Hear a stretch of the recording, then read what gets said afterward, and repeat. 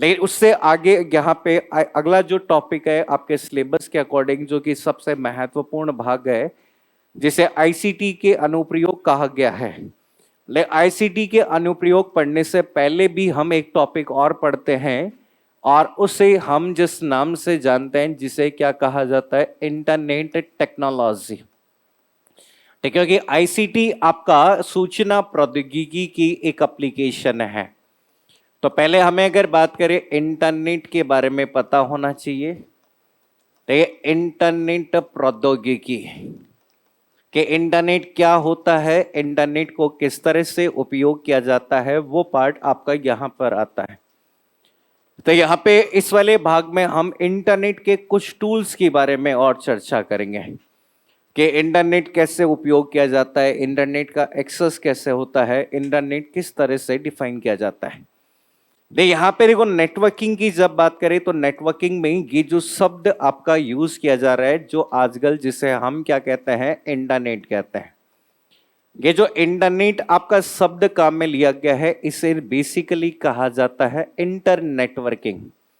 Inter networking का मतलब विभिन्न प्रकार के नेटवर्क को जोड़ना, या फिर इसी को हम जिस नाम से भी जानते हैं वो आपका कौन सा कहलाता है, इंटरनेशनल नेटवर्क। ये एक प्रकार का कैसा नेटवर्क होता है, पब्लिक नेटवर्क होता है, और ये सबसे बड़े भौगोलिक क्षेत्र का नेटवर्क होता है, जिसे क्या कहते हैं, वाइड एरिया नेटवर्क कहते हैं।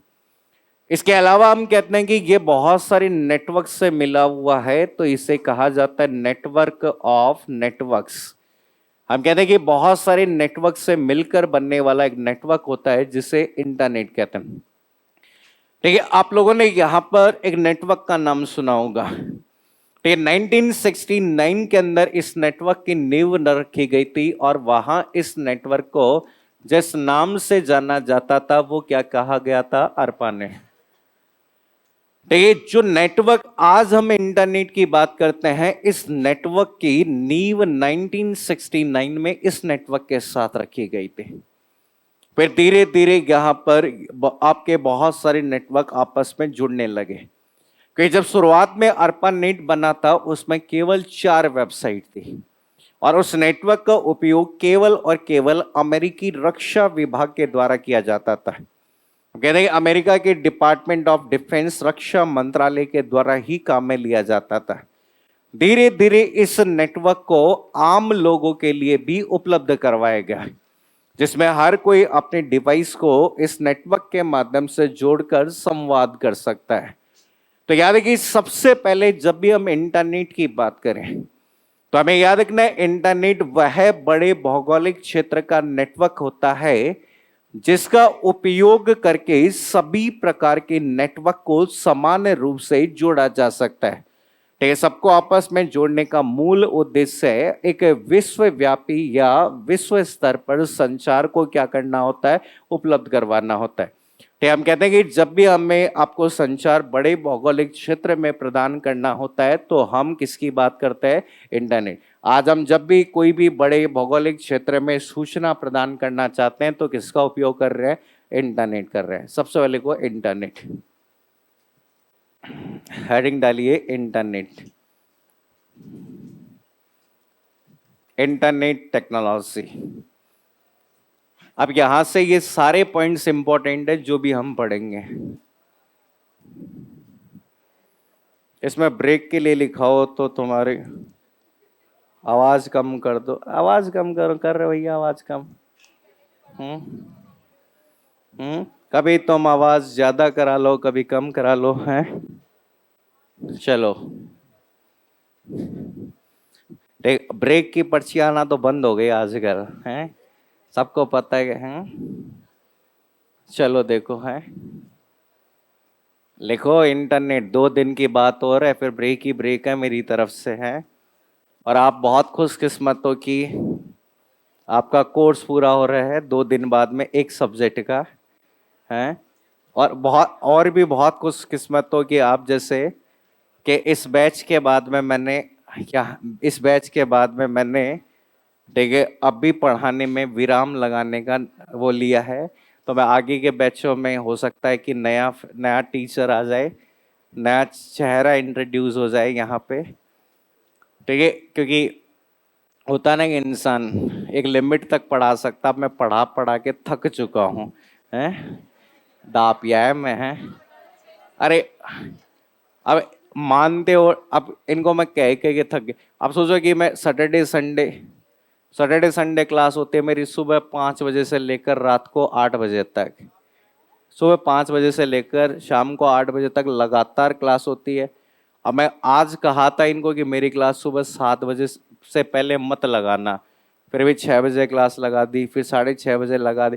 मैं वहां से 8 बजे क्लास छोड़ूं, क्लास सीकर से क्लास छोड़ूं तो कितनी बजे आऊंगा मैं? यहाँ आते आते 2 घंटे 3 घंटे तो लगे। 8 बजे तो आता ही नहीं, क्लास से निकलते सीधा गाड़ी में बैठ के निकल गया है, तो 11-12 बज जाते हैं आते आते। फिर फिर मैंने कहा कि अब जैसे मैंने कल मैंने सोचा था कि राजेश सर से मैं कहूँगा, अब राजेश सर के सामने क्या मैं बोल ही नहीं पाता हैं। राजेश सर हमारे, क्योंकि मैं क्या शुरुआत से पढ़ा रहा हूँ, जो होता है ना, जब कलाम की स्थापना हुई है सीकर में तब से मैं पढ़ा रहा हूँ। एक्चुअल में आप देखेंगे तो मैंने सब जगह पढ़ाना बंद कर दिया, सिवाय मेरे मेरे कोचिंग के अलावा मैं कहीं नहीं पढ़ाता। लेकिन सिर्फ एक यही है कि जहाँ से शुरू से लेकर के आपसी अगर बात करें, इतने अच्छे रिलेशन है। अब मैं सोचा था सर्कल मेरे को मिले लंच टाइम में, और मैं सर के पास में जाके मैं क्या आज बात करूंगा सर से, कि मैं बोलने वाला था कि सर अब मेरे को कार्यभार से मुक्ति दी जाए, हैं?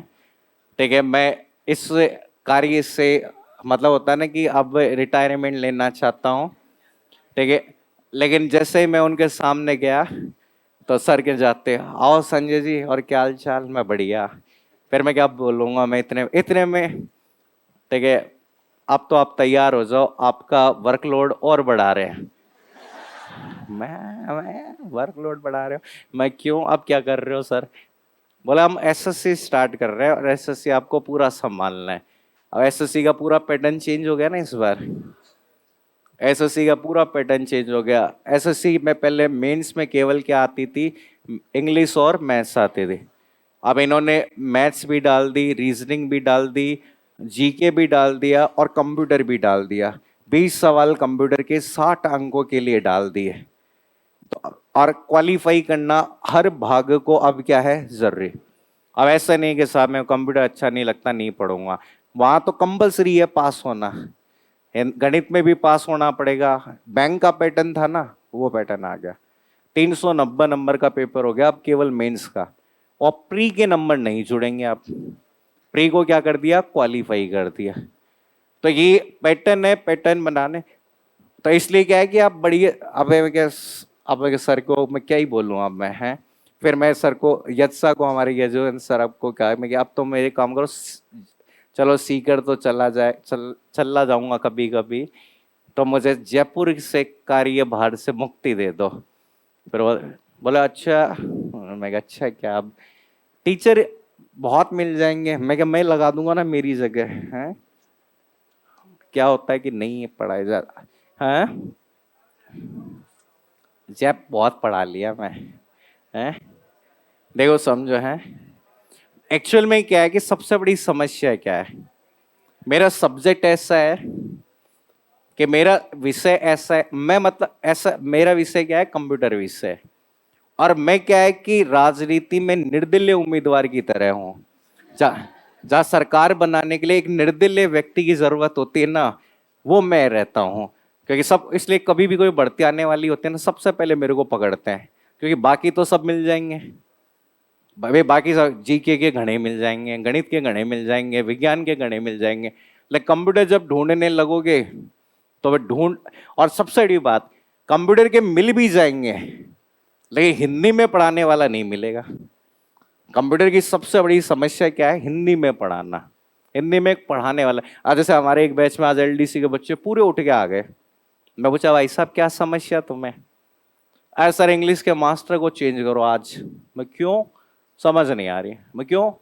इंग्लिश वाले सर इंग्लिश में पढ़ा रहे हैं। अब बताओ, है ये सच है, ये हमारा सच है सबसे बड़ा, कि हम इंग्लिश को भी हिंदी में पढ़ना चाहते हैं। अब मैं कह ठीक है भैया, इंग्लिश वाले सर को कहूंगा आज से हिंदी में पढ़ाएंगे, वो तो मैं है सच है। ये आज आप भी देखा होगा, इंग्लिश टू इंग्लिश कोई नहीं पढ़ता होगा, है? कोई पढ़ता है कि noun is the place of, ये ऐसा कोई नहीं पढ़ता। आप हिंदी और इंग्लिश में दोनों सेम चीजें पढ़ते हो, बस एक जना संज्ञा लिख देता है, एक जगह नाउन लिख देता है, आगे की परिभाषा मिला के देख लो, दोनों का सेम होता है। तो ये अलग अलग चीजें है। इसलिए मैं कहता हूं कि जितना जल्दी हो जाए आप नौकरी लगे, नहीं तो सरकार इस तरह के पेपर बना देगी आज के बाद में आने वाले समय में, जहां पास होना बहुत मुश्किल हो जाएगा। सरकार सीटें तो निकालेगी, लेकिन सीटों में अगर बात करें, बच्चे पास ही नहीं हो पाएंगे। या तो पेपर ऐसा बना देगा जैसा कंप्यूटर अनुदेशक में, बोले 10,000 सीटें हैं, बच्चे आराम से पास हो जाएंगे, वो 40% भी नहीं आए उनके। तो या तो पेपर बहुत टफ बना देंगे, या एग्जाम की प्रक्रिया इतनी, अब जैसे आप मान लो कि आपके बना दे जैसे कि हर भाग में पास होना जरूरी है, आधे तो वैसे ही चले जाए, चेक ऐसा ही कर दो, कंप्यूटर में 2 नंबर लाने जरूरी है, गणित में 2 नंबर लाने जरूरी है, विज्ञान में, तो ये बहुत मुश्किल हो जाता है पेपर में ये अगर लाना होता। मुझे पता है ना कि मैं बैंक पीओ में 2 बार रहा हुआ हूं। बैंक पीओ का एग्जाम होता है ना, उसमें 2 बार रहा हूं। दोनों में रीजन क्या था, मेरे जीके की कट ऑफ क्वालिफाई नहीं हुई। जीके तो वो आती थी, उसकी बैंकिंग की जीके आती थी, कभी याद ही नहीं हुई। एसएससी मेंस मैंने 2-3 बार क्वालिफाई किया है, और एसएससी मेंस का रीजन ये था कि प्री के अंदर जीके का हाथ ही मत लगाओ, ऐसा भूल जाओ जीके है भी। हमारे टाइम पे तो 200 नंबर का पेपर होता था, 200 सवाल आते थे, 50 सवाल रीजनिंग कर लो, 30 एक सवाल गणित कर लो, 10 एक सवाल अंग्रेजी कर लो, कट ऑफ पास। मतलब जीके की तरफ देखो भी मत, जीके है क्या। लेकिन अब क्या कर दिया, सब में पास होना जरूरी है। इसलिए जो विद्यार्थी बीच में आर्ट्स वाले गायब हो गए थे ना एसएससी से, अब उनको एक बार फिर से मौका मिला है, फिर से मौका मिला है, क्योंकि मेंस में बेचारे पास ही नहीं हो पाते थे। मेंस में पास नहीं हो पाते थे, क्यों नहीं हो पाते थे, क्योंकि उसमें इंग्लिश और गणित मैथ्स आते थे। अरे कौन है ये, छोरो है छोरी है, हैं? चलो बढ़िया है। क्या लिखा है, पूरा पढ़ के बताओ, लास्ट की लाइन बताओ, है? छोड़ो, काम की बात है? चलो देखो है? क्या है?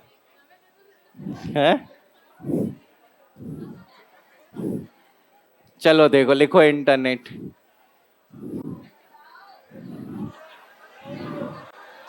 अरे लिखो इंटरनेट है? अरे सबके पास पर्ची आ जाएगी। अरे लिखो है, हाँ बताओ क्या, अरे लिखो। ला दे दे, वापस दे दे, अरे दे दे। क्या क्या लिखा है, आई लव यू लिखा हुआ है इसमें। और क्या लिखा है, चलो लिखो है। अरे तो या इसमें कोई बड़ी बात थोड़ी है, इंसान को प्यार किसी से भी हो सकता है, अपने काम से हो सकता है, अपनी पढ़ाई से हो सकता है, अपनी लगन से हो सकता है, किसी से भी हो सकता है। ठीक है, लिखो। इंटरनेट में यह है इंटरनेट में लिखना है, यह है अंतर्राष्ट्रीय स्तर का इंटरनेट, यह है अंतर्राष्ट्रीय स्तर का एक पब्लिक नेटवर्क है, अंतर्राष्ट्रीय स्तर का एक पब्लिक नेटवर्क है, एक पब्लिक नेटवर्क है जिसका उपयोग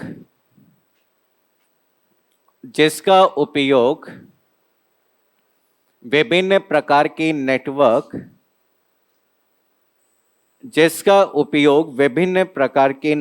को विभिन्न प्रकार के नेटवर्क को आपस में जोड़ने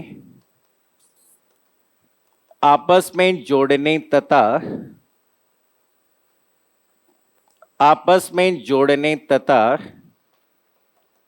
ग्लोबल संचार प्रदान करने हेतु, ग्लोबल मतलब विश्व स्तर, ग्लोबल कम्युनिकेशन, ग्लोबल संचार प्रदान करने हेतु किया जाता है। ग्लोबल संचार प्रदान करने हेतु किया जाता है। तो याद रखना, सबसे बड़े भौगोलिक क्षेत्र का नेटवर्क जिसके माध्यम से सभी नेटवर्क को आपस में जोड़ते हैं, जिसके माध्यम से सभी एक दूसरे से संप्रेषण संवाद कर सकते हैं, वो ये। अब कैसे कार्य होता है समझो। तो ये आपके पास में एक कंप्यूटर होता है। अब आप कहते हैं कि साहब मैं इंटरनेट को चलाना चाहता हूं। तो इंटरनेट चलाने के लिए सबसे पहले हमें एक कनेक्शन की जरूरत होती है, जो कि कौन सा कनेक्शन कहलाता है? Internet connection. भाई आप इंटरनेट चलाना चाहेंगे तो इंटरनेट कनेक्शन तो चाहिए ही चाहिए। और इंटरनेट कनेक्शन के लिए सबसे पहले आप एक कंपनी से संपर्क करते हैं जिसका नाम क्या होता है? आईएसपी, जिसे हम क्या कहते हैं? Internet service provider. याद है कि इंटरनेट संबंधित जितनी भी सर्विस होती है, मतलब इंटरनेट संबंधित जितनी भी सुविधाएं हमें प्रदान की जाती है, वो सुविधाएं एक कंपनी के माध्यम से प्रदान करते हैं। और वो कंपनी कौन सी होती है? आईएसपी। जैसे कि आप लोगों ने नाम सुना होगा अलग अलग कंपनियों का, जैसे विदेश संचार निगम लिमिटेड, भारत संचार निगम लिमिटेड, महानगर टेलीफोन निगम लिमिटेड, या आजकल आपने नाम सुना होगा रिलायंस जियो का नाम, एयरटेल का नाम, वोडाफोन का नाम, ये सब है। तो ये भारत में इंटरनेट सेवा को देने वाली कंपनी का नाम कौन सा था? बीएसएनएल, जिसने पहली बार सेवा को शुरू किया था 15 अगस्त 1995। हम कहते हैं 15 अगस्त 1995 को भारत में इंटरनेट सेवा को प्रथम बार लागू किया गया। तो पहला पॉइंट याद रखना है, इंटरनेट संबंधित सेवाओं को प्रदान करने वाली एक टेलीफोन कंपनी होती है, और उस टेलीफोन कंपनी को क्या कहते हैं? आईएसपी। नेक्स्ट पॉइंट लिखो, आईएसपी। अब ऐसे छोटे छोटे पॉइंट हैं सारे। ISP, internet service provider. Internet service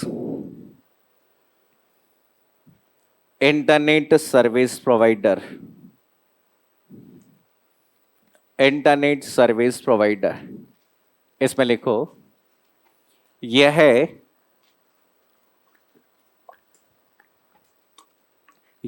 एक टेलीफोन कंपनी है।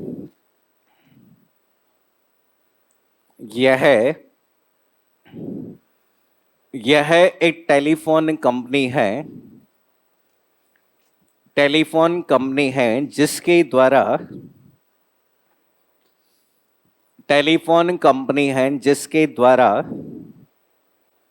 इंटरनेट संबंधित सर्विस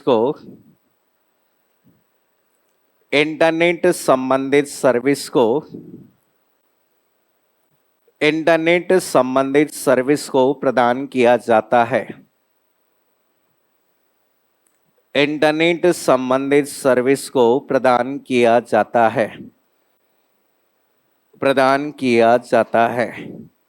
इसी में एक और पॉइंट लिखो, भारत में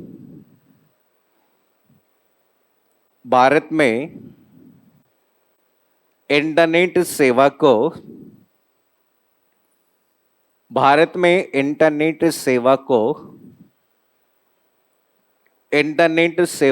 प्रथम बार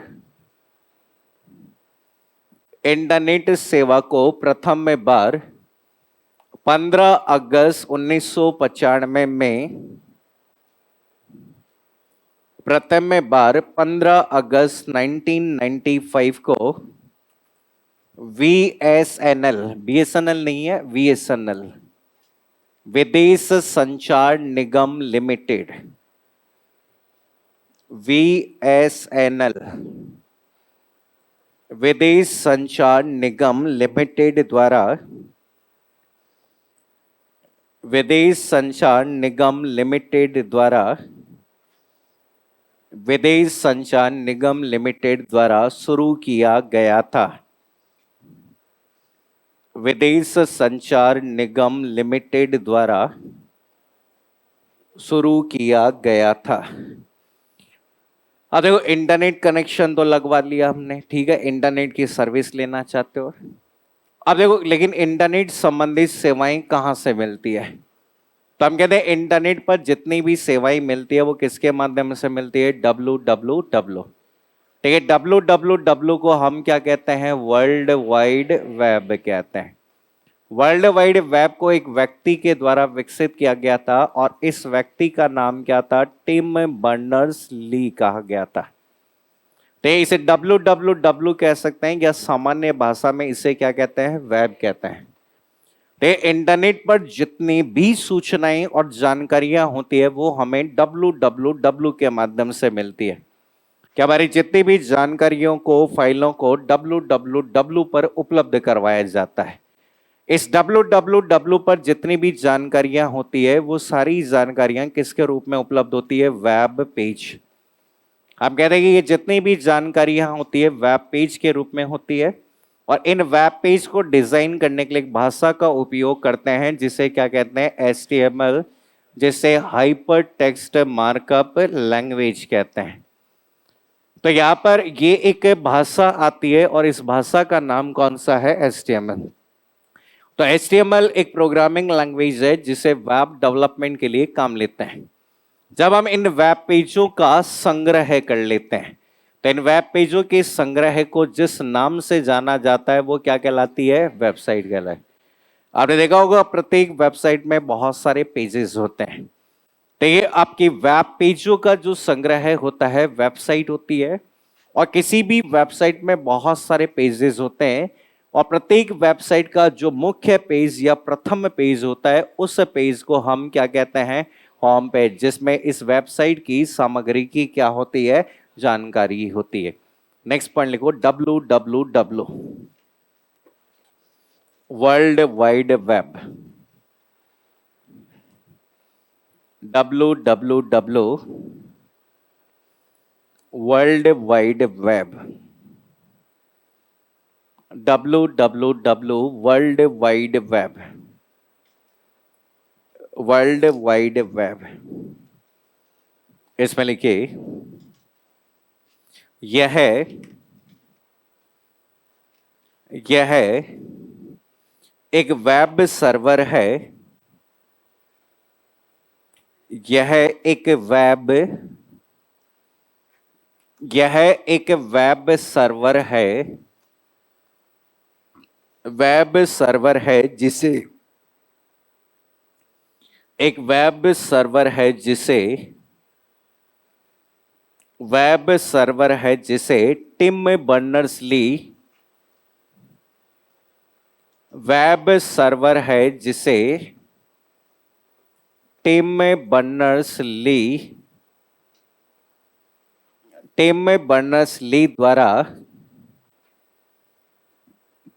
बर्नर्स-ली द्वारा विकसित किया गया है।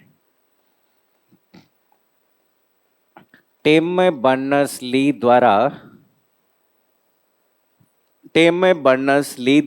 विकसित किया गया है।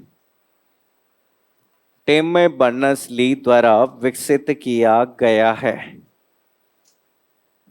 टिम बर्नर्स-ली द्वारा विकसित किया गया है। इसी में नेक्स्ट पॉइंट लिखो, www पर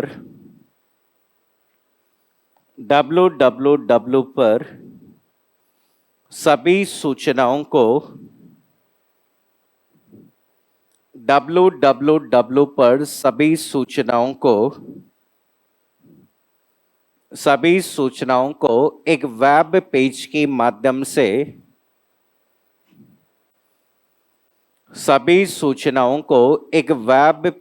माध्यम से एक वेब पेज के माध्यम से प्रदान किया जाता है। एक वेब पेज के माध्यम से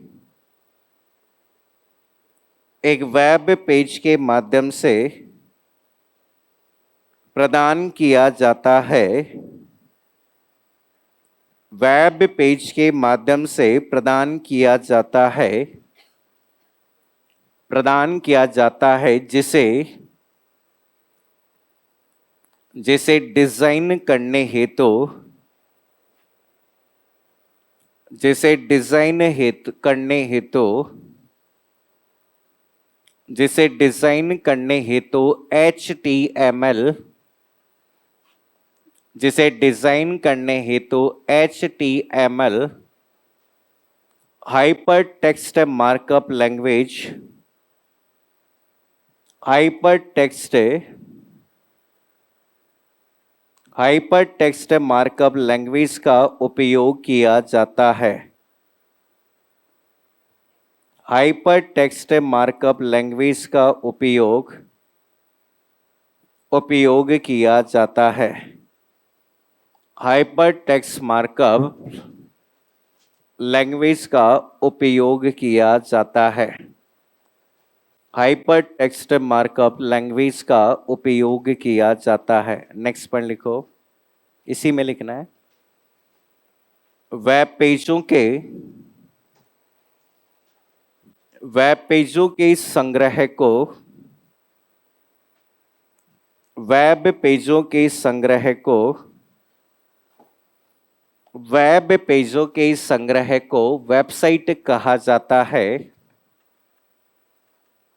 वेबसाइट कहा जाता है, वेबसाइट कहा जाता है, वेबसाइट कहा जाता है तथा प्रत्येक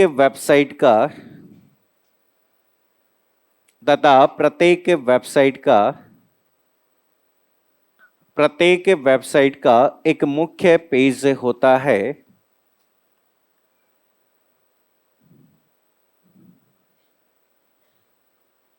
मुख्य पेज होता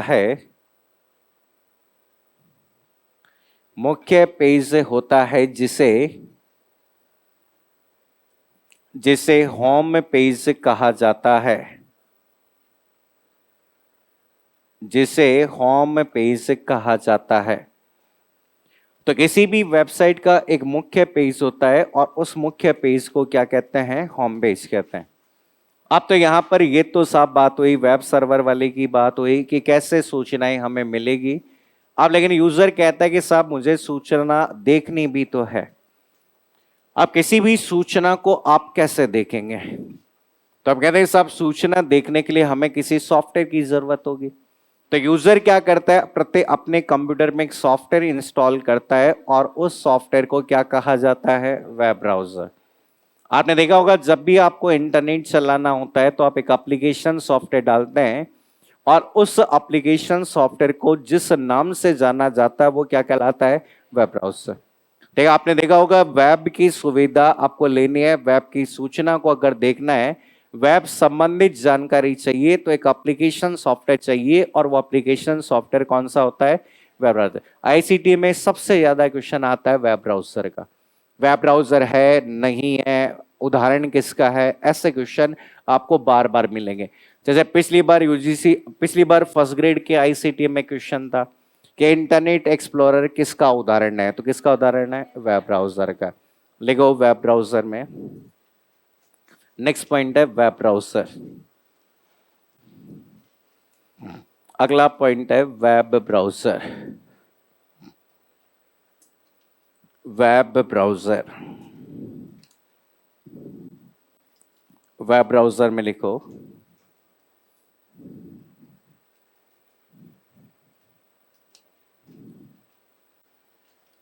यह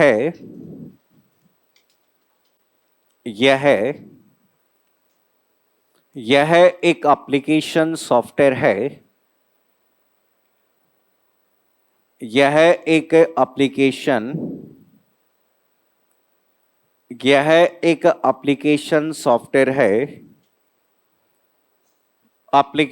सॉफ्टवेयर है जिसका उपयोग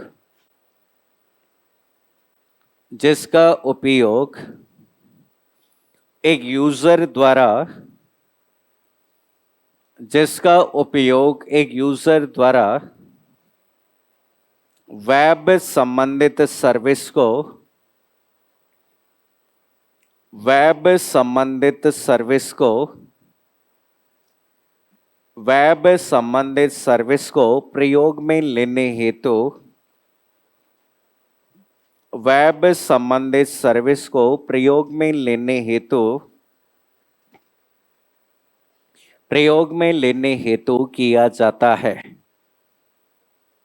वेब संबंधित सर्विस को प्रयोग में लेने हेतु किया जाता है। तो यहाँ पे देखो, पहला जो वेब ब्राउजर था जिसका नाम क्या था, www। याद रखना, अगर आपसे पूछा जाए कि पहला वेब ब्राउजर कौन सा है, ये पहला वेब ब्राउजर था। अब www तो सर्वर भी होता है, इसलिए इसका बाद में नाम बदल कर क्या रख दिया गया था, नेक्सस। www का बाद में नाम बदला गया क्योंकि ये सर्वर और इसका नाम सेम हो गया था। ठीक है, फिर आपका एक ब्राउजर था जिसका नाम कौन सा था, लिनक्स। ये किसके आधारित था, केवल टेक्स्ट आधारित। मतलब यहां पर इसमें चित्र नहीं दिखाई देते, केवल क्या होते हैं, टेक्स्ट होते हैं। मतलब आपका लिखा हुआ पार्ट दिखाई देगा, चित्र नहीं दिखाई देंगे। फिर इसके बाद में एक ब्राउजर आप लोगों ने नाम सुना हो, मोज़ेक। तो ये मोज़ेक के बाद में अगला जो ब्राउजर आपका पॉपुलर ब्राउजर था जिसका नाम था नेटस्केप नेविगेटर था। तो इसके बाद में आपका एक नया ब्राउजर शामिल किया गया विंडो के अंदर जिसका नाम क्या था, इंटरनेट एक्सप्लोरर। ये ब्राउजर है। इंटरनेट एक्सप्लोरर के बाद में आपके एक नए ब्राउजर की बात आई जिसका नाम क्या है, सफारी। कौन से में, आईओएस और किसकी बात करता है, मैक की बात करता है। तो इसके अलावा जैसे आप लोगों ने ब्राउजर का नाम सुना होगा, किसका नाम सुना होगा, मोज़िला फायरफॉक्स। ठीक है, यहाँ पर इसके अलावा जैसे आप लोगों ने नाम सुना होगा, किसका ब्राउजर आता है, यूसी ब्राउजर आता है। ठीक है, यूसी ब्राउजर के अलावा जैसे आपने किसका नाम सुना होगा, ओपेरा का नाम। या फिर आप लोगों ने एक ब्राउजर का नाम सुना होगा, सबने किसका नाम सुना होगा, गूगल क्रोम। गूगल क्रोम किसका ब्राउजर होता है, एंड्रॉइड में काम आता है मुख्य रूप से। और अभी लेटेस्ट जो ब्राउजर आपका काम में लिया गया है उसका नाम कौन सा है, माइक्रोसॉफ्ट एज। ये किसके लिए है, विन ओएस, जो विंडोज मोबाइल फोन होते हैं उनमें। तो एग्जामिनर क्वेश्चन आता है कि कौन सा ब्राउजर का उदाहरण है और कौन सा नहीं है। ये सब नाम है ब्राउजर के, लिखो ब्राउजर के नाम।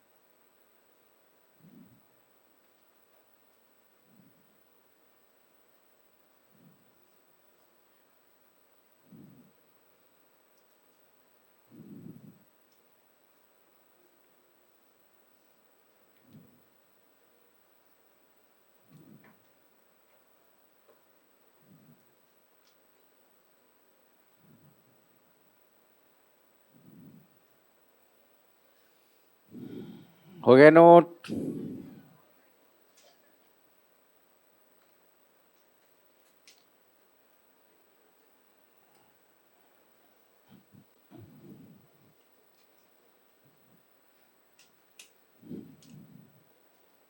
अरे हो गया नोट? शीट मिल गई है तुम्हें क्वेश्चन की? हाँ नहीं मिले? ए, डीले आदमी है डीले। मैंने आपकी क्लास में किसी ने मेरे को मैसेज किया हो तो मैंने उसको भेजा था, तो आप ग्रुप ग्रुप में डाल देना, अभी तो पढ़ लो। डाल दिएगा? तब तक तो देख लो एक। क्या? टेलीग्राम पे? अब टेलीग्राम पे तो मैं डाल नहीं सकता ना, आपस में देख लेना। अगर नहीं हो, मैंने कह दिया इनको वैसे प्रिंट करने के लिए, अब कब तक दे देते हैं देखो। टेल क्या? अभी मैं दोबारा कह दूंगा, देखो है। देखो यहाँ पे इस वाले भाग में ये जो डिवाइसेस आपके, ये जो सारे सॉफ्टवेयर के एग्जांपल्स हैं, और ये सारे के सारे कौन से कहलाते हैं? वेब ब्राउजर कहलाते हैं। अब देखो वेब ब्राउजर तो इंस्टॉल कर लिया, वेब ब्राउजर के बाद वेब को एक्सेस करना है। तो ये आप लोगों ने देखा होगा कि कोई भी जो वेब ब्राउजर है, वेब ब्राउजर इंस्टॉल करने के बाद एक स्क्रीन आ जाती है। इस स्क्रीन पे जब आप यहाँ पे देखेंगे तो वेब ब्राउजर में आप लोग यहाँ पे इस वाले भाग में देखो कि एक ऐसी स्क्रीन आपको यहाँ पर दिखाई देती है जब आप किसी भी वेब ब्राउजर की बात करते हैं। तो एक वेब ब्राउजर की कहानी में इस तरह से एक भाग आपका आता है, ये पार्ट आपका दिखाई देता है। तो यहाँ पे देखो इस वाले भाग में एक ऐसा इस तरह से आपको लिखा मिलता है, ज्यादातर आप देखते हो कि हम कहते हैं कि एक भाग आपका इस तरह से दिया गया। तो ये एक वेब ब्राउजर का इंटरफेस दिया जाता है। तो वेब ब्राउजर पे यहां से तो कोई मतलब नहीं है आपका। ये मिनिमाइज, मैक्सिमाइज और क्लोज के बटन होते हैं। अब आपको किसी वेबसाइट को ढूंढना है, मान लीजिए कोई सूचना है, जानकारी को ढूंढना है, तो ढूंढने के लिए आपको एक तो माध्यम दिया गया ये, और इस माध्यम को किस नाम से जाना जाता है? सर्च इंजन कहते हैं। तो कि प्रत्येक वेबसाइट को ढूंढने के लिए कीवर्ड्स होते हैं। जैसे आप लोग अगर बात करें यहाँ पे कुछ भी लिख सकते हैं, जैसे विकी लिखा, विकिपीडिया लिखना है, ऐसा पार्ट है। तो जो इस शब्द से मिलते जुलते सारे नाम आपको यहाँ पर दिखाई देंगे। तो एक तो आप ढूंढ लीजिए, और अगर आप नहीं ढूंढना चाहते तो यहाँ पर इस वाले भाग में एक भाग दिया जाता है, और ये जो भाग आपका दिया जाता है इस वाले भाग को हम क्या कहते हैं? Address bar. आपको उस वेबसाइट का क्या पता होना चाहिए? एड्रेस। तो ये आप पे प्रत्येक वेबसाइट का एक एड्रेस होता है, और उस एड्रेस को हम क्या कहते हैं? Web address. वेब एड्रेस क्या कह सकते हैं, या उसे क्या कहते हैं? यूआरएल। यूआरएल का मतलब क्या होता है? Uniform resource locator. हम कहते हैं प्रत्येक वेबसाइट का एक ऐसा समान एड्रेस होता है जिसे यूनिफॉर्म रिसोर्स लोकेटर कहते हैं। आपने देखा होगा एड्रेस इस तरह से http:// हम कहते हैं www.google.com, ऐसा वेब एड्रेस होता है। ये एड्रेस या तो आप याद रखिए, हमें जब भी लिखेंगे तो याद करके लिखना पड़ेगा, और अगर याद नहीं करना चाहते तो ढूंढिए, और ढूंढना भी नहीं चाहते तो एक बार लिखने के बाद इस एड्रेस को सेव कर लीजिए। और सेव करना क्या कहलाता है? बुक मार्क कहलाता है। तो यहाँ पे आपके एग्जामिनर क्वेश्चन बना लेते हैं, सर्च इंजन और वेब ब्राउजर में अंतर है। देखिए जैसे आपका गूगल क्रोम वेब ब्राउजर था, गूगल क्या है? Search engine. गूगल हो गया, एमएसएन हो गया, जैसे याहू आपका हो गया, आपका बिंग हो गया। इसके अलावा जैसे अल्टा विस्टा आ गया। अल्टा विस्टा के अलावा जैसे गुरुजी नाम से वेब ब्राउजर होता है। इसके अलावा डक डक गो आपका एक प्रकार का वेब सर्च इंजन है। ये सारे सर्च इंजन है। तो एग्जामिनर क्या करता है? मिक्स कर देता है ब्राउजर को और सर्च इंजन को। कभी पूछेगा सर्च इंजन नहीं है, कभी है। ऐसे बहुत सारे होते हैं सर्च इंजन, जैसे बाइडू होता है, ऐसे पार्ट आता है। तो सर्च इंजन एक वेबसाइट है जो किसी भी आपके वेब कंटेंट को ढूंढने की क्षमता प्रदान करता है यूजर को। तो आपके पास दो ऑप्शन है, या तो सर्च इंजन से ढूंढ लो, और अगर नहीं तो आपके पास में एड्रेस है तो सीधा एड्रेस लिखो, और एड्रेस लिखकर आप उस वेबसाइट पे जा सकते हो। तो लिखो सर्च इंजन। अगला पॉइंट लिखो search engine. Search engine. Search engine. Search engine में लिखिए यह एक प्रकार की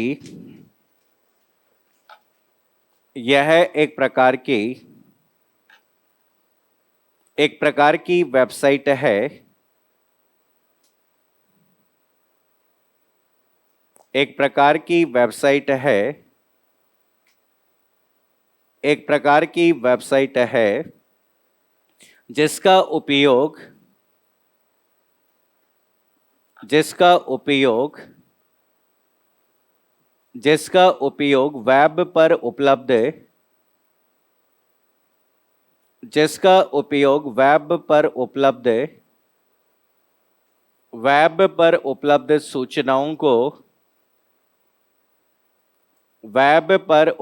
सूचनाओं को ढूंढने हेतु किया जाता है। वेब पर उपलब्ध सूचनाओं को ढूंढने हेतु किया जाता है। वेब पर उपलब्ध सूचनाओं को ढूंढने हेतु किया जाता है। वेब पर उपलब्ध सूचनाओं को ढूंढने हेतु किया जाता है। नेक्स्ट पॉइंट लिखो इसी में एक सर्च इंजन एक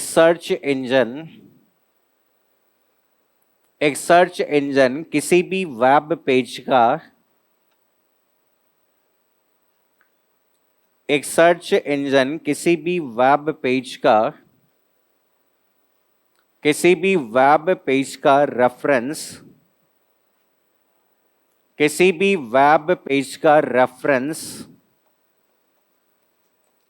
भी वेब पेज का रेफरेंस एक हाइपरलिंक के माध्यम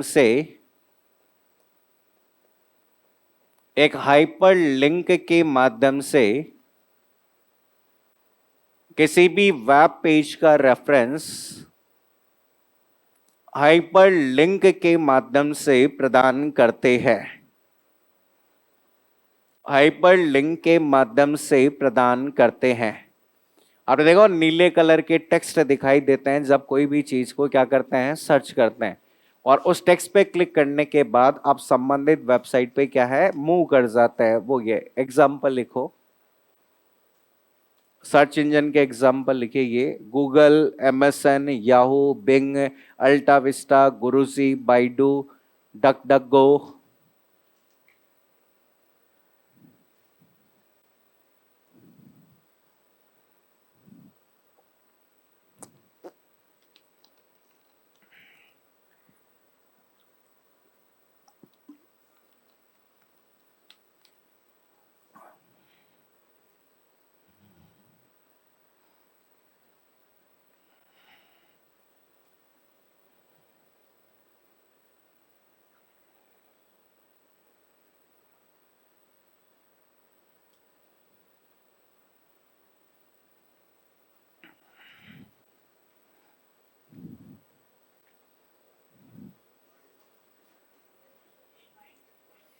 BAIDU बाइडू।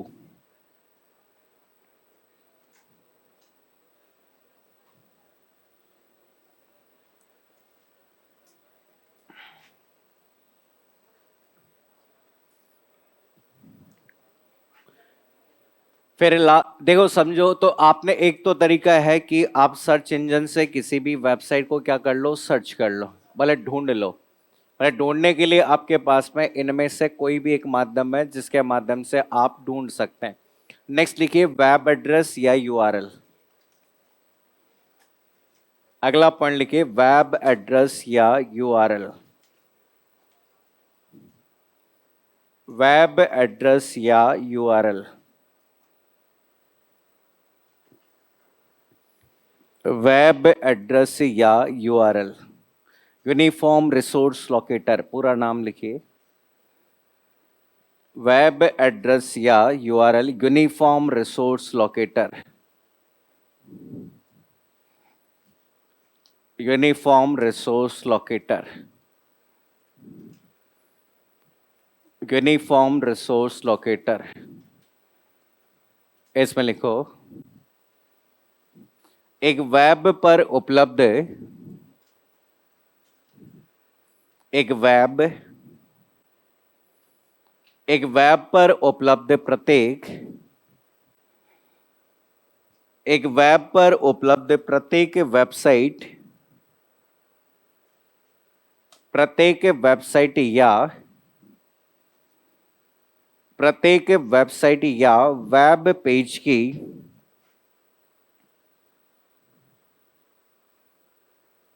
एक वेब पर उपलब्ध प्रत्येक वेबसाइट या वेब पेज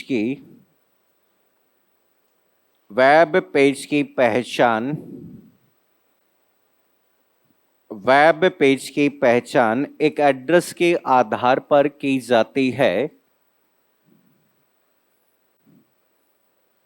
एक एड्रेस के आधार पर की जाती है,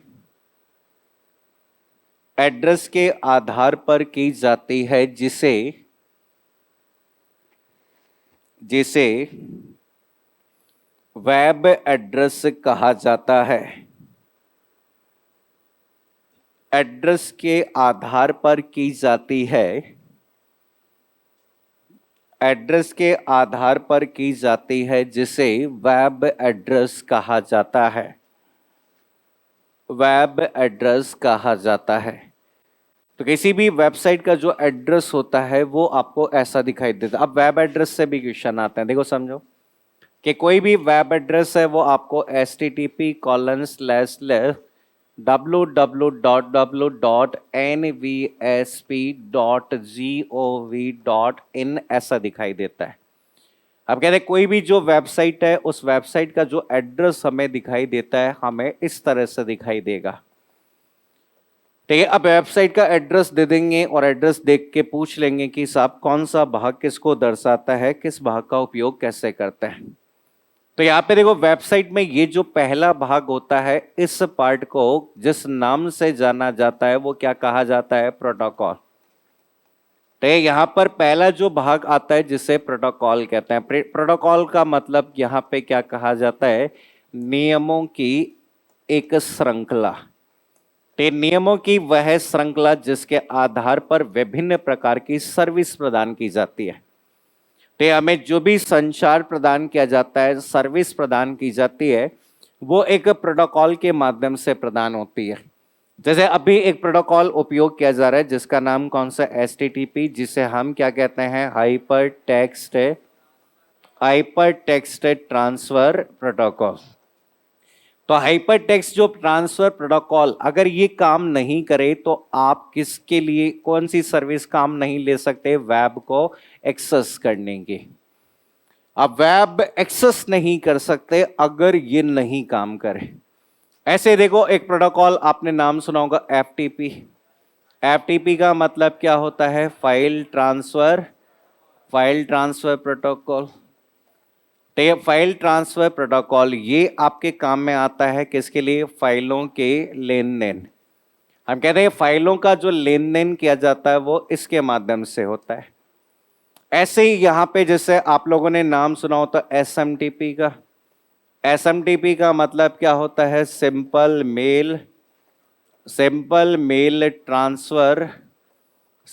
मेल ट्रांसफर प्रोटोकॉल। इसे हम कहते हैं किसके लिए, ईमेल को भेजने हेतु, तो अगर ईमेल भेजना है तो उसके काम आता है। ऐसे बहुत सारे प्रोटोकॉल होते हैं, जैसे आजकल एक प्रोटोकॉल बहुत काम आता है, टेलनेट। और टेलनेट किसके काम आता है, रिमोट लॉगिन हेतु। तो आजकल जैसे ऑनलाइन एग्जाम में फर्जीवाड़ा होता है वो इसी के माध्यम से होता है कि रिमोट एक्सेस ले लेते हैं और वहीं से बैठे बैठे कंप्यूटर पे क्लिक कर देते हैं। ये रिमोट लॉगिन मतलब कहीं दूसरी स्थान पर रखे हुए कंप्यूटर को उपयोग लेना। तो ये पहला भाग होता है जो किसी भी वेब एड्रेस में होता है। ये दूसरा जो पार्ट आता है वो आप लोग पढ़ चुके हो, जिसे हम किसके नाम से जानते हैं, वेब सर्वर कहते हैं। ये एनवीएसपी आपका किसका नाम है, वेबसाइट।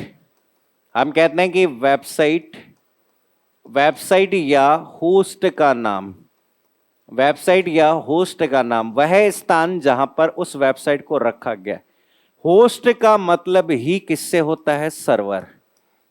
तो ये उस सर्वर का नाम जिसे आप क्या कर रहे हो, ढूंढ रहे हो। ये जो पार्ट आपको यहां पे दिखाई दे रहा है, इस वाले पार्ट को हम क्या कहते हैं, डोमेन कहते हैं। ये आपका पार्ट आता है जिसे डोमेन कहते हैं। और डोमेन का मेन उपयोग किसके लिए किया जाता है, वेबसाइट के प्रकार। तो ये जो वेबसाइट किस प्रकार की है, आपने एनवीएसपी का नाम सुना होगा, ये पोर्टल है, मैं आगे समझाऊंगा। एनवीएसपी पोर्टल किसके काम आता है, ये जो वाटर जो आईडी कार्ड बनता है ना, नेशनल वाटर सर्विस पोर्टल, ये हम आईसीटी के अनुप्रयोग पढ़ेंगे, वहां सारे पोर्टल्स में लिखवाऊंगा। तो डोमेन वेबसाइट का प्रकार होता है। इस पे भी हम कहते हैं कि साहब दो तरह से होते हैं। ठीक है, दो तरह से होता है। एक तो टॉप लेवल होता है, एक तो टॉप लेवल होता है, और दूसरा कौन सा कहलाता है, कंट्री कोड कहलाता है। टॉप लेवल में जैसे आपको दिखाई दे रहा होगा डॉट को का मतलब ये वेबसाइट किसकी है, वेबसाइट किसकी है, कंपनी की। .gov वेबसाइट किसकी है, गवर्नमेंट की वेबसाइट है। जैसे .com मतलब वेबसाइट कैसी है, कौन सी वेबसाइट है, कॉमर्शियल वेबसाइट है। जैसे .info, इन्फो का मतलब वेबसाइट क्या है, इंफॉर्मेशन से संबंधित है। जैसे ORG का मतलब वेबसाइट क्या है, ऑर्गेनाइजेशन से, संगठन की है। कंट्री कोड में जैसे .in का मतलब क्या है, आई का ही मतलब होता है इंडिया। जैसे AU का मतलब क्या है, ऑस्ट्रेलिया। ऐसे हर देश के कंट्री के नाम होते हैं। प्रश्न आ जाता है कोई भी URL देकर कि इनमें से कौन सा भाग किसको दर्शाता है। जैसे पूछ लेंगे कि इनमें से प्रोटोकॉल का उदाहरण है HTTP, इनमें से वेब सर्वर का उदाहरण है www। दी गई वेबसाइट का डोमेन किस प्रकार का है, हम कहते हैं गवर्नमेंट सरकारी वेबसाइट है, ऐसा होता है। जल्दी से कॉपी पेस्ट करो। ये सब इंपॉर्टेंट। आज की क्लास में जहां इंटरनेट शब्द लिखा है ना, वहां से हर पॉइंट से सवाल बनने की पूरी संभावना होती है, क्योंकि आईसीटी के अनुप्रयोग, आईसीटी के टूल्स, आईसीटी के आधार, ये सब पॉइंट आपकी लिखे हुए हैं सिलेबस में। जितना दिख रहा है उतना तो लिखो, फिर उसके बाद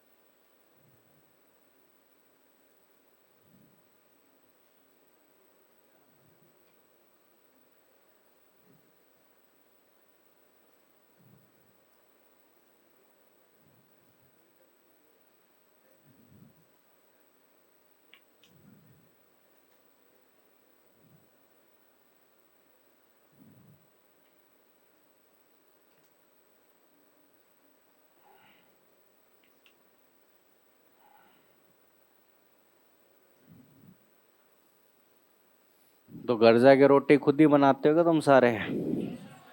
है? नहीं, बनाने वाली रख रखी है? क्या आती है बनानी? मेरे को तो आती है बनानी, ऐसे क्या बात है? मैंने इंजीनियरिंग कर रखी है, मेरे को सारे काम आते हैं, टेंशन क्यों ले रहे हो? है रोटी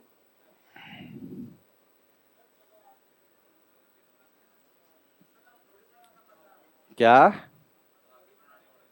अब तो बनाने वाला रख रखा है कोचिंग में ही।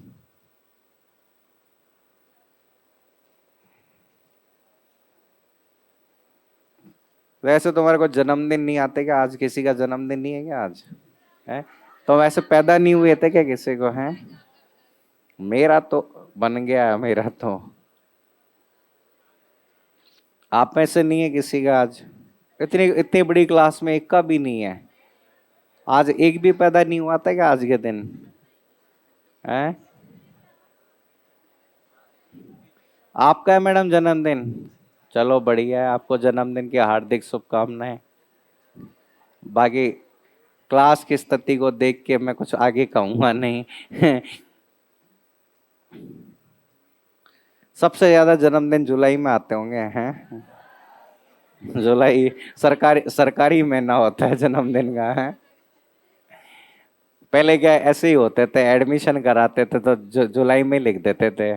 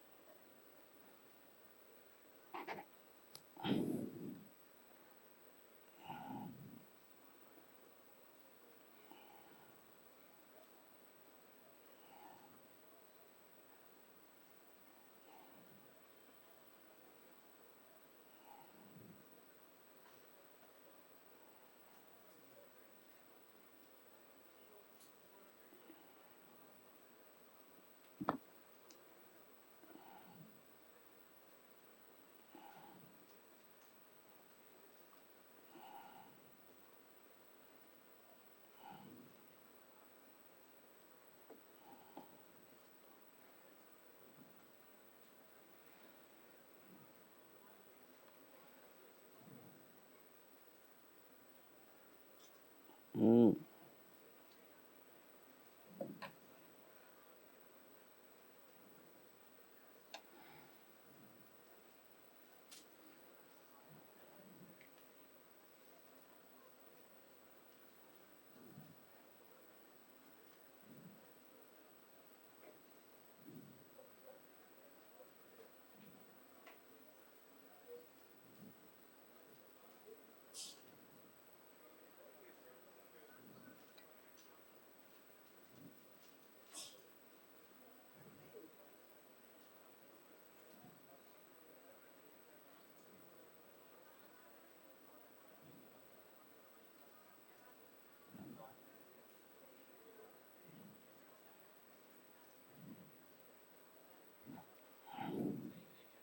हो गया क्या नोट?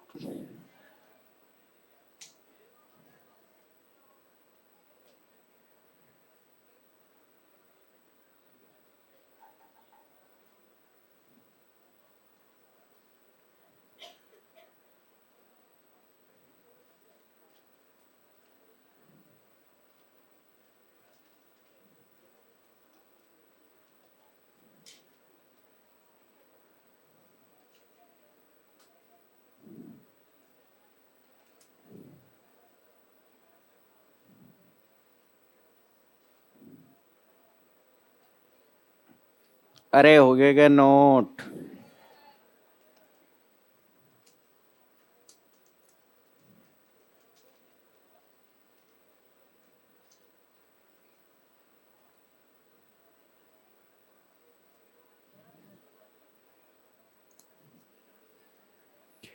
हो गया नोट?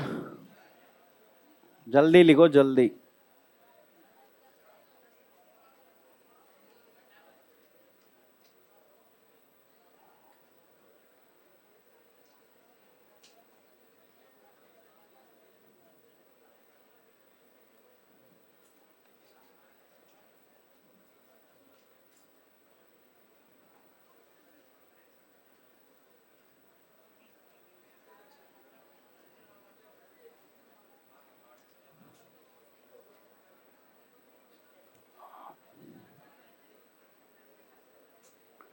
चलिए नोट लिखो, एनओटी नोट। इसमें सबसे लास्ट में नोट लिखिए।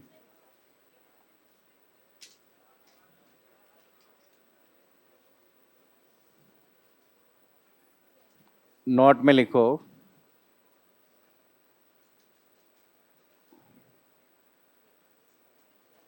एक वेब एड्रेस को एक वेब एड्रेस को एक वेब एड्रेस को भविष्य में उपयोग में लेने हेतु एक वेब एड्रेस को भविष्य में उपयोग में लेने हेतु इसके रेफरेंस को भविष्य में उपयोग में लेने हेतु इसके रेफरेंस को सेव करना इसके रेफरेंस को सेव करना बुक मार्क कहलाता है। इसके रेफरेंस को सेव करना बुक मार्क कहलाता है। इसके रेफरेंस को सेव करना बुक मार्क कहलाता है। तो किसी भी वेब पेज को भविष्य में उपयोग में लेने हेतु तो उसके रेफरेंस को सेव करने की प्रक्रिया को क्या कहते हैं? बुक मार्क कहते हैं। अब देखो, ये तो वेब एड्रेस था, उस वेब एड्रेस का उपयोग हम करते हैं, लेकिन कंप्यूटर कभी भी इस एड्रेस को नहीं समझता। कंप्यूटर जिस एड्रेस को समझता है वो एड्रेस कौन सा कहलाता है? आईपी एड्रेस कहलाता है। ठीक है, आईपी का पूरा नाम जो होता है जिसे क्या कहते हैं? इंटरनेट प्रोटोकॉल कहते हैं। तो याद है कि इंटरनेट पर जुड़ने वाली प्रत्येक डिवाइस इंटरनेट पर जुड़ने वाली प्रत्येक डिवाइस की पहचान एक असमान एड्रेस से होती है, और उस एड्रेस को कौन सा एड्रेस कहते हैं? IP address. कई बार एग्जामिनर क्वेश्चन बना लेता है कि आईपी एड्रेस कितने बिट का होता है, ऐसा क्वेश्चन आता है। तो बस इसमें एक पॉइंट लिख लो, नेक्स्ट पॉइंट लिखो। आईपी एड्रेस में IP address IP address IP address में लिखे इंटरनेट से जुड़ने वाली इंटरनेट से जुड़ने वाली प्रत्येक डिवाइस की पहचान इंटरनेट से जुड़ने वाली प्रत्येक डिवाइस की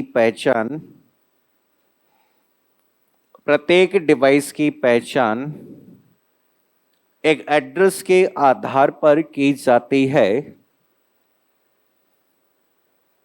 एक एड्रेस के आधार पर की जाती है। एड्रेस के आधार पर की जाती है जिसे आईपी एड्रेस कहा जाता है। एक एड्रेस के आधार पर की जाती है जिसे आईपी एड्रेस कहा जाता है। आईपी एड्रेस कहा जाता है। अगला पॉइंट लिखो। आईपी एड्रेस दो प्रकार का होता है। अब यहां से क्वेश्चन आ जाता है कौन सा एड्रेस कितने बिट का होता है। एक होता है IPv4 जिसे हम क्या कहते हैं? Internet protocol. इसे नाम दिया जाता है इंटरनेट प्रोटोकॉल वर्जन 4। और दूसरा जो भाग आता है जिसे IPv6 कहते हैं, और IPv6 का मतलब क्या होता है? इंटरनेट प्रोटोकॉल वर्जन 6 कहते हैं। तो यहां से सीधा क्वेश्चन आता है IPv4 कितने बिट का एड्रेस होता है? तो याद है कि कितने बिट का एड्रेस होता है? 32 बिट का एड्रेस होता है। और ये वाला कितने बिट का एड्रेस होता है? 128 बिट का एड्रेस होता है। ठीक है, अभी सूचना सही कंप्यूटर अनुदेशक का पेपर हुआ था, उसमें भी क्वेश्चन आया था कि IPv6 कितने बिट का होता है? तो 128 बिट का होता है। तो ये एड्रेस जैसे आपने देखा होगा ना, ऐसा दिखाई देता है कंप्यूटर में 192.168.0.1 ऐसा आईपी एड्रेस होता है। तो हमारे जैसे मोबाइल नंबर होता है, वैसे आपके प्रत्येक कंप्यूटर जो भी इंटरनेट से जुड़ा होता है, इंटरनेट से जुड़ने वाले प्रत्येक कंप्यूटर, तो इंटरनेट पे जो भी कंप्यूटर जुड़ता है, जो भी डिवाइस जुड़ती है, उस डिवाइस की पहचान एक यूनिक नंबर से होती है। एक हम कहते हैं यूनिक जो नंबर होता है, उस यूनिक नंबर को जिस नाम से जाना जाता है, उस नाम को क्या कहते हैं? आईपी एड्रेस कहते हैं। तो ये जो यूनिक नंबर है आपका, सबका अलग अलग होता है। आपका कंप्यूटर हो चाहे मोबाइल फोन हो, कोई भी डिवाइस हो, जब भी वो इंटरनेट से कनेक्ट होती है, तो इंटरनेट से कनेक्ट करते समय उसे एक एड्रेस असाइन किया जाता है। जो भी सर्विस प्रदाता होता है, आपका जो भी सर्विस प्रदाता होता है, वो एक एड्रेस प्रदान करता है। वो एड्रेस कौन सा कहलाता है? IP address. तो एग्जामिनर इस तरह से आप लोगों से क्वेश्चन बनाता है। ये इंटरनेट के टूल्स कहलाते हैं, जो भी हमने अभी तक डिस्कस किए हैं कि आईपी एड्रेस क्या होता है, वेब ब्राउजर क्या होता है, सर्च इंजन क्या होता है। नोट लिखिए, एनओटी नोट, लास्ट में कुछ पॉइंट्स लिखिए।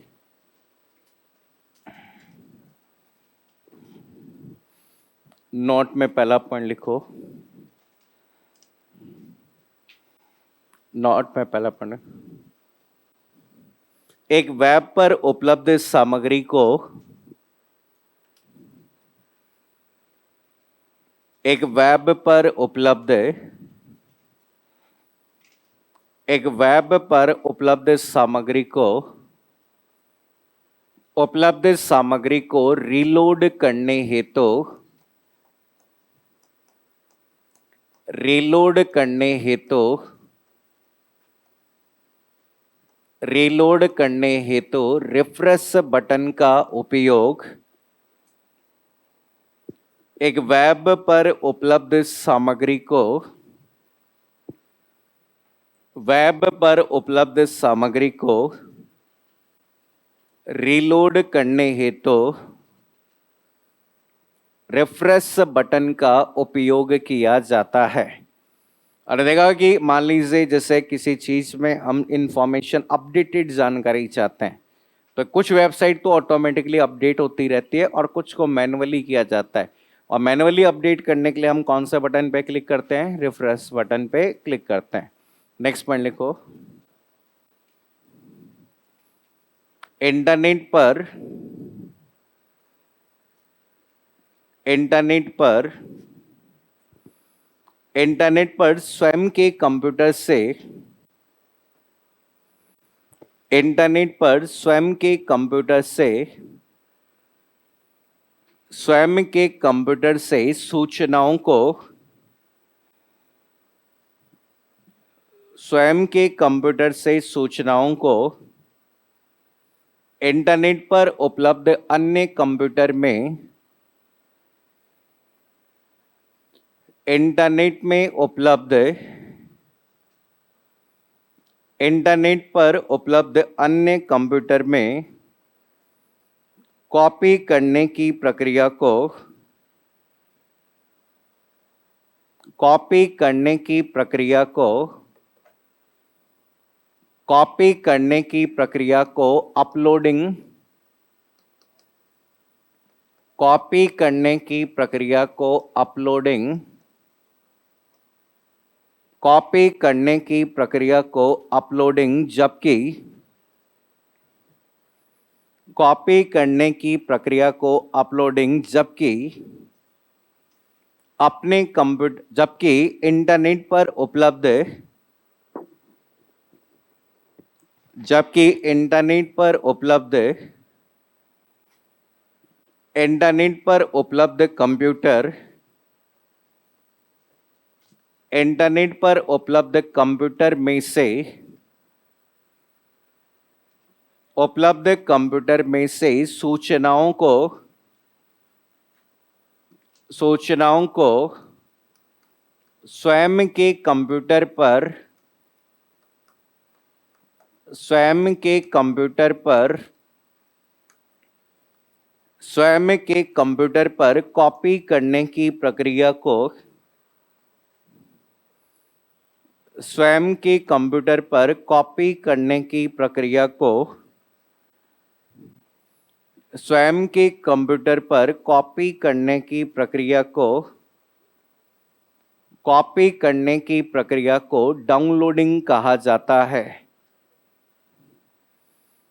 स्वयं के कंप्यूटर पर कॉपी करने की प्रक्रिया को डाउनलोडिंग कहा जाता है। डाउनलोडिंग कहा जाता है। एक लास्ट पॉइंट लिखिए। इंटरनेट पर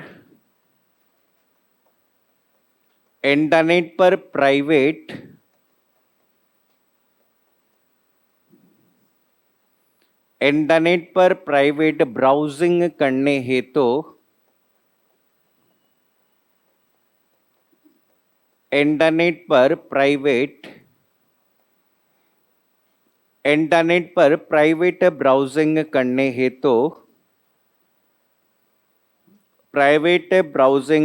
हेतु बोर्ड पे देखो, प्राइवेट ब्राउजिंग करने हेतु इनकॉग्निटो मोड, ये आजकल किस में आता है? गूगल क्रोम में आता है, देखा होगा ना, एक डमरू सा एक आता है, सब में आता है ज्यादा। प्राइवेट ब्राउजिंग करने हेतु इनकॉग्निटो मोड का उपयोग किया जाता है।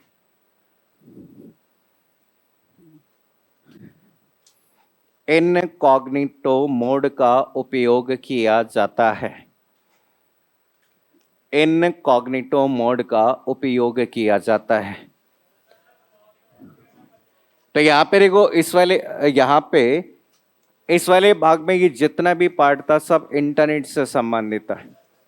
अबे कल हम यहाँ पे जो पढ़ेंगे वो सबसे महत्वपूर्ण भाग है, जो आईसीटी के अनुप्रयोग है, जिसमें से क्वेश्चन आने की पूरी संभावना है, जैसे ईमेल, ई कॉमर्स, ई बैंकिंग, उनके बारे में डिस्कस करेंगे।